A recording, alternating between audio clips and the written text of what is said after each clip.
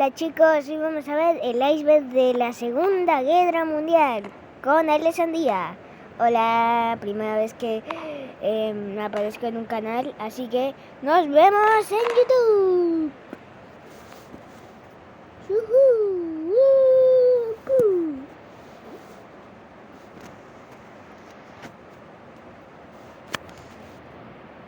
Paca, vamos a ver dos videos. Disculpa, ¿no me darías el usuario y contraseña de tu cuenta?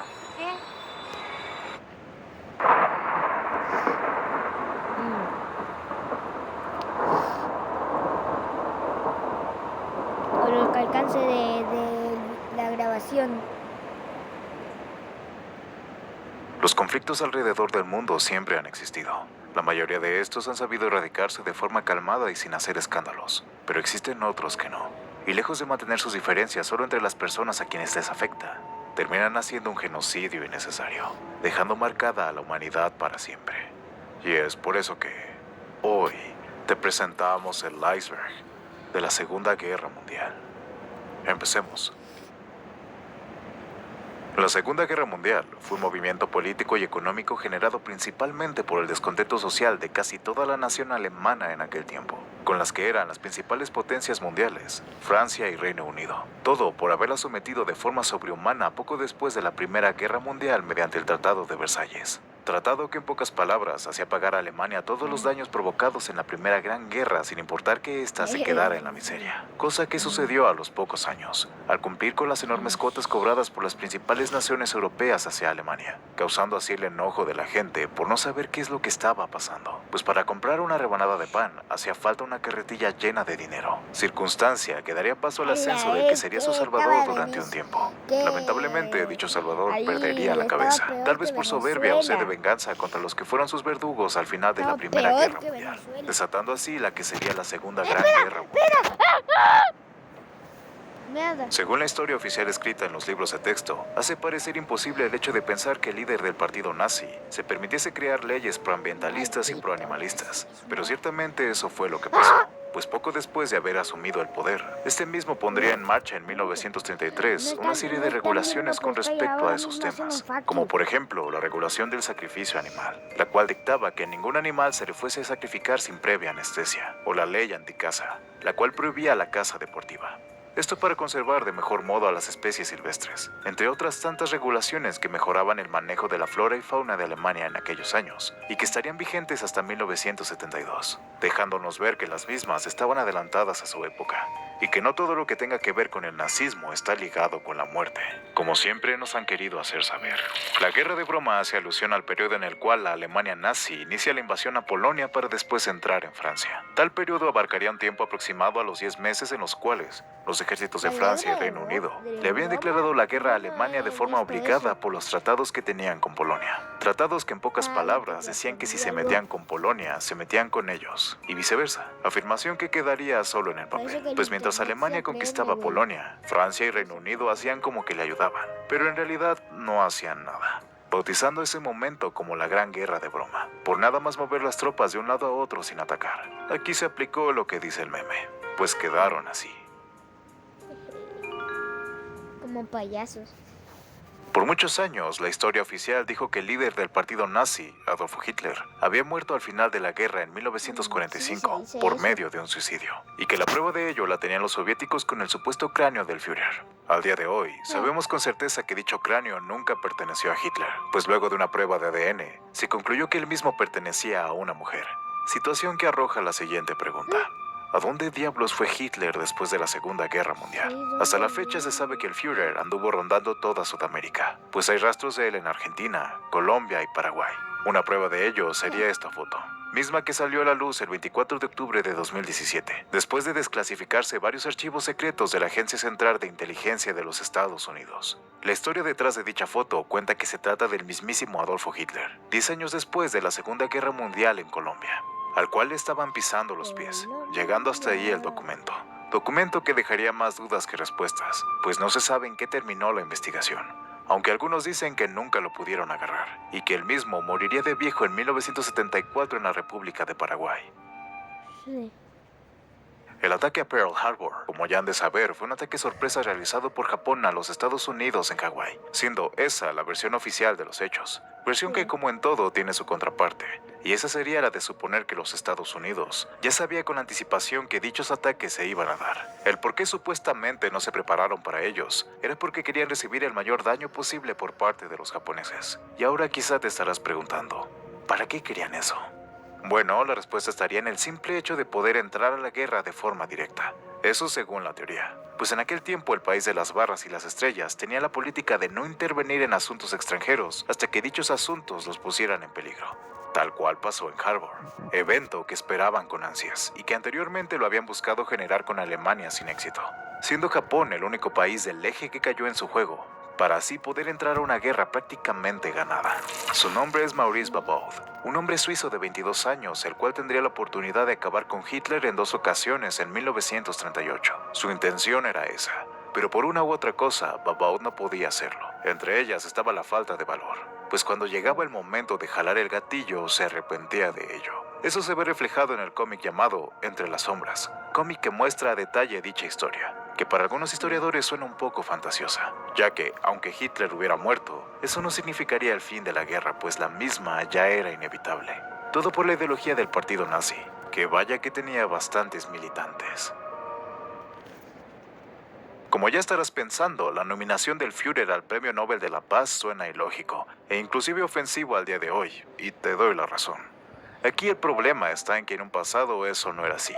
El porqué tal vez se deba a que Hitler aún no iniciaba la guerra, situación que a Christian Brandt, miembro del Parlamento sueco, lo llevaría a nominar a Adolfo Hitler para el Premio Nobel de la Paz en el año 1939, decisión que tiempo después lamentaría por las múltiples críticas de la prensa y la academia, por el simple hecho de pensar en una cosa así, a tal punto que lo obligaron a arrepentirse por tal decisión.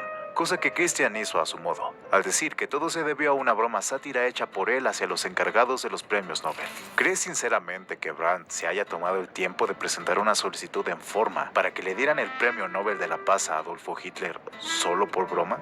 Suena una excusa vuelve factible, y más todavía con los testimonios de varias personas que estuvieron ahí. Testimonios que situación que llenaría de inseguridades al Führer, mismo que tomaría cartas en el asunto investigando el hecho, el cual lo llevaría a toparse con cartas enviadas por su propia abuela hacia el que sería su presunto abuelo judío.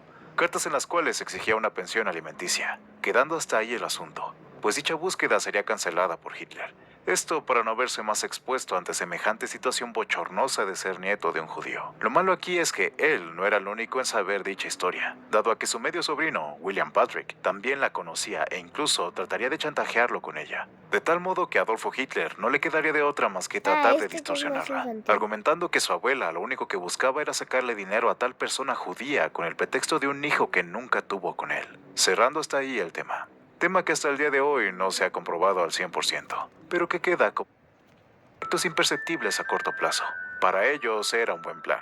La única limitante era el tiempo, ya que el proceso sería tardado. Empieza a aprender un nuevo idioma con Duolingo. La nueva ruta de Duolingo te ayudará a desarrollar Productos alemanes por la guerra, que se llegaría a pensar que tomaban algún medicamento que les hacía tener una visión nocturna perfecta. Si hablamos de refresco de sabor, en la mayoría de las veces Fanta es la mejor opción. O bueno, eso el gusto de Medrano. Lo que sí es un hecho es su gran popularidad alrededor del mundo, el cual en su mayoría ignora su procedencia. La razón tal vez sea por venir de la mano de la Coca-Cola, pero la verdad es que Fanta es alemana. Tal origen nacería poco después del embargo estadounidense a los productos alemanes por la guerra. Eso en 1940, año en el que se dejaría de producir la Coca-Cola en dicho país, el cual no se quedaría con las manos cruzadas e inventaría su propio refresco, mismo que estaba creado con los excedentes de la industria local, como por ejemplo naranjas y limones, todo ello en las que eran las antiguas instalaciones de la Coca-Cola en Alemania. Por eso, al final de la guerra, tal marca refresquera se apropiaría de la receta, para después distribuirla por todos lados luego de ver el éxito que tuvo en un pasado.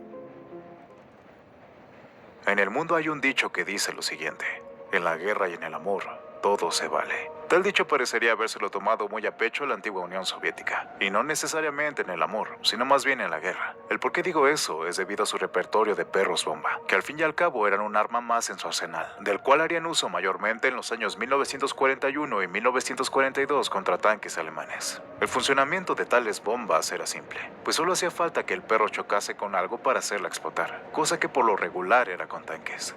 Y sí, es más que obvio que después de eso el perro perdía la vida. Ni un paso atrás fue una medida dictaminada por el que era, en aquel tiempo, meses luego de emitida la orden, acabando así con la cobardía de forma literal. Hugo Ferdinand Voss fue un sastre y modista alemán ferviente de la ideología nacionalsocialista nazi desde 1930. Él era así y no lo ocultaba. Por eso en 1931 se afilió al partido, para después en 1933 tomar las riendas de la fabricación de vestimenta, del cual fue en su tiempo todo el cuerpo militar alemán sin excepción alguna, tarea que se incrementaría conforme al inicio de la guerra, llegando así a tener 180 prisioneras de guerra judías en 1940 trabajando para él, dado a que no se daba abasto con semejante tarea. Lo malo de ello es que por ser judías, las tenían en condiciones de esclavas. Supuestamente por eso, al final de la Segunda Guerra Mundial, otros es que el mismo sí se llevó a cabo en plena guerra. Tal plan era más bien una herramienta oculta en los juegos de mesa Monopoly, para cualquier territorio para llevar cartas o paquetes a los prisioneros de guerra de cualquier bando. Uno de los planes que tenía Adolfo Hitler si ganaba la guerra era la de convertir el barrio judío de Josefov en una especie de museo de lo más extravagante, una vez llevado a cabo el exterminio sistemático de todos ellos. En dicho museo se exhibirían miles de objetos pertenecientes a la cultura judía, recuperados previamente por las autoridades nazis. Cierra los ojos por un momento e imagina a un niño de 6 años con un rifle y una granada en las manos, peleando ferozmente en las trincheras de una guerra. ¿Pudiste verlo? Lo sé, parece imposible, pero eso fue lo que sucedió en plena Segunda Guerra Mundial.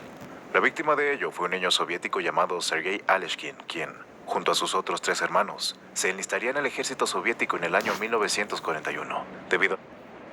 pues ya no le importaba nada. Comportamiento que lo llevaría a hacer misiones estilo Rambo, sobreviviendo de milagro, siendo así la forma en la que ganaría su fama. Según varios estudiosos en el tema de la Segunda Guerra Mundial, cuentan que el ex primer ministro, Winston Churchill, era muy abierto sobre sus creencias de la supremacía de la raza blanca, creencias que dejó de lado poco después de iniciarse la guerra promovida por los nazis. Esto, como ya lo estarás imaginando, que los medios de comunicación tradicionales omiten de forma historia. Por ello, se le tiene cierta desconfianza. Listo, ahora vamos con el siguiente video. Algo más infantil.